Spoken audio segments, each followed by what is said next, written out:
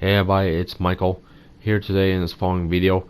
I'm here to discuss to you how Fallout 76 the Pitt Expeditions meets up with Fallout 3's the Pitt DLC. To tell you, this is my theory of how it could happen. Unless Professor could make a video like how they did with the Brotherhood, how it first began in Lost Hills, California, and how they communicate with the ones in West Virginia and all that. You probably should understand what I'm saying about it, and you know what I mean from that video as long as you check it out. Anyway, back to what I was about to talk about here. According to the Pitt from Fallout 76 to Fallout 3, well, here it is. Like somewhere years after the responders helped the Union to make a threshold or have their own base in the pit of taking out most of the fanatic raiders.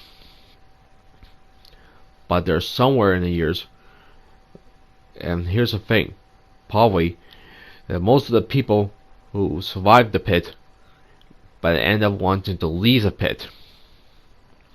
I could say that how most of the fighters, they wanting to leave the pit because it's too hostile and it's too filthy, like radioactive filthy, as well as they fear the trogs that each time they show up at night.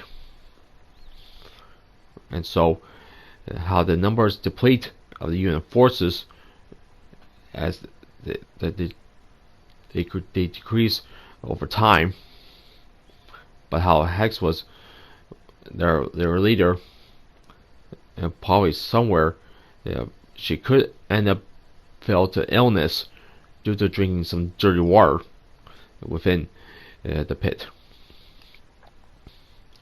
and so she developed an illness. But then there's something went horribly wrong, of how there was a radiation storm that caused things even worse to happen, or maybe like a fanatic, like who happens to be a spy, end up damaging the communications. Either that, or like something could cause the communications to be broken, and there was this rat storm that got everybody to be sick. And so of how the Union has been mostly been like evacuated out of the pit, or they just died out.